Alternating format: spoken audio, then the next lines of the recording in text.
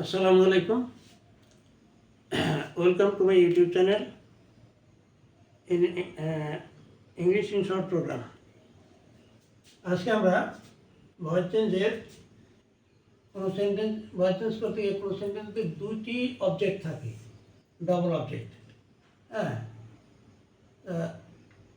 এই দুটি অবজেক্টের কীভাবে ভয়েস চেঞ্জ করতে হবে সেটা আমরা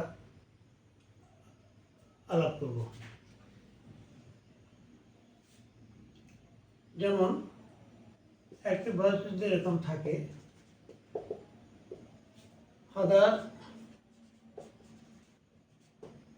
gave me a pen.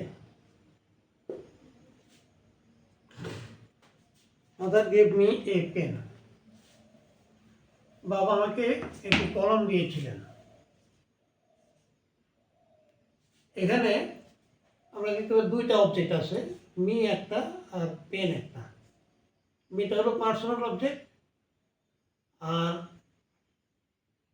পেনটা হলো ইম্পার্সোনাল অবজেক্ট। মিটা হলো পার্সোনাল অবজেক্ট আর পেনটা হলো ইম্পার্সোনাল অবজেক্ট।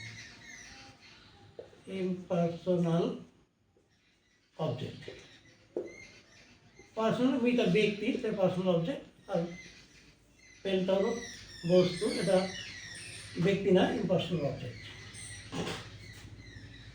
আর এই জাতীয় সেন্টেন্সের ভয়েস চেঞ্জ করতে গেলে আমরা দুইটা অবজেক্টের যে কোনো একটা অবজেক্টকে সাবজেক্ট বানাতে পারবো। এখন যদি মিকে সাবজেক্ট করি তাহলে আমরা মেয়ের নমিনেটিভ ফর্ম সাবজেক্ট হচ্ছে প্যাসিভ ভয়েস আই।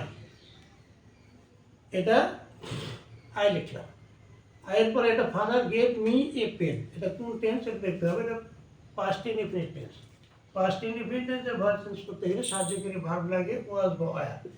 আই এর পরে ওয়াজ হবে, আই ওয়াজ। প্রিন্সিপাল ভার্ব হচ্ছে গিভ, গিভের past participle form given, I was given. এখন থাকবে এখানে এ পেনটা। হ্যাঁ, আইটা তো নিয়ে নিলাম, a pen. I was given a pen by father,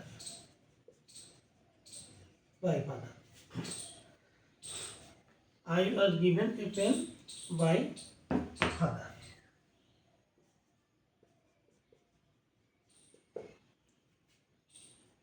আচ্ছা, এখন এই পেনটা যে জায়গায় ছিল সেই জায়গাতে রয়ে গেছে, এই জন্য এটাকে রিটেন্ড অবজেক্ট বলা হয়। Retained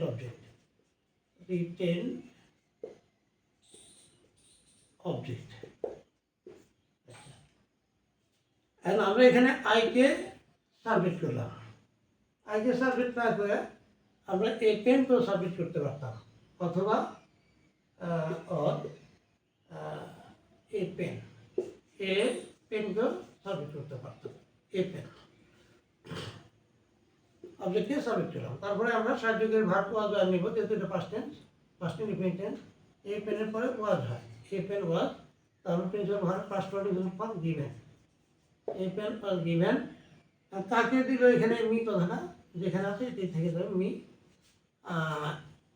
A pen was given me, হ্যাঁ, কে দিল বাই, হ্যাঁ, সাবজেক্ট অবজেক্ট হবে by father. A pen was given me by father. এখানে মিটা রয়ে গেল, মিটা এখানে রিটেন্ড অবজেক্ট, এটাকে রিটেন্ড অবজেক্ট বলা হয়, রিটেন্ড অবজেক্ট। আজ এই পর্যন্তই, আবার দেখা হবে নতুন ভিডিও নিয়ে ইনশাআল্লাহ। থ্যাংক ইউ অল, আল্লাহ হাফিজ।